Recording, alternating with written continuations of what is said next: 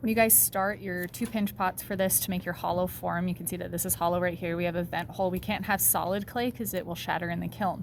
So you guys need to make 2 pinch pots that are the same size. So when you grab clay, you're going to measure using your ruler. You guys are going to want a ball of clay that has about 2 1/4 inch in diameter. So you lay it over the top of the ruler, see how wide it is. This one's just a little bit shy, so I can add a little bit of clay to it. So you guys will measure that, not ask me. Use your ruler. Ruler's over by the clay tools. So then you have 2 pinch pots that are similar size. The outside is still bumpy, lumpy. That's okay. They don't need to be completely even because we're going to be shaping them more when we attach them together. So don't forget to tap the tops so that way they meet.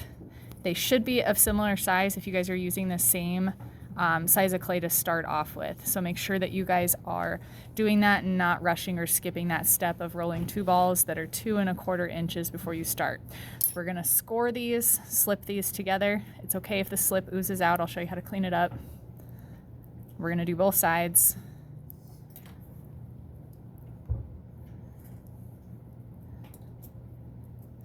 Oh, and one other thing I forgot, when you guys are forming your walls, you want it 3/8 of an inch thick.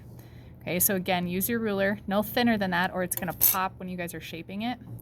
So make sure that the wall thickness is 3/8. Score, slip, twist these a little bit until they attach together. This next step is difficult to do if you have a bunch of slip oozing out, so I'm just gonna clear that off with my finger first. Dry off on a paper towel, and then I need a dry finger to pull the clay from one pinch pot to the other. So we're kind of sealing that little valley there, so when I put in a support coil, it's not going to trap air. So you're grabbing from whatever pinch pot seems to hover over the other one. And again, right now we're not worried about how messy this is because you guys will clean this up. Okay, now to make that seam nice and strong, I'm gonna smooth it out a bit. Not putting too much pressure on it right now.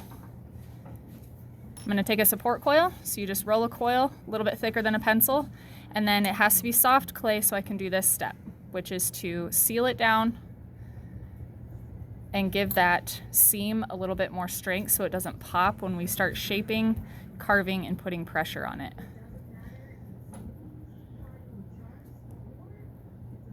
Okay, before I take a flat metal scraper to it, I'll work that seam a little bit more. I'm just gonna do one side so you guys can see what this looks like.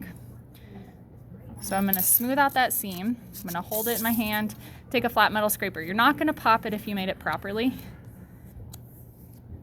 So that's how we start smoothing it out. And then you guys can roll it on the table. And you would do the flat metal scraper and smoothing out your seam throughout your whole piece.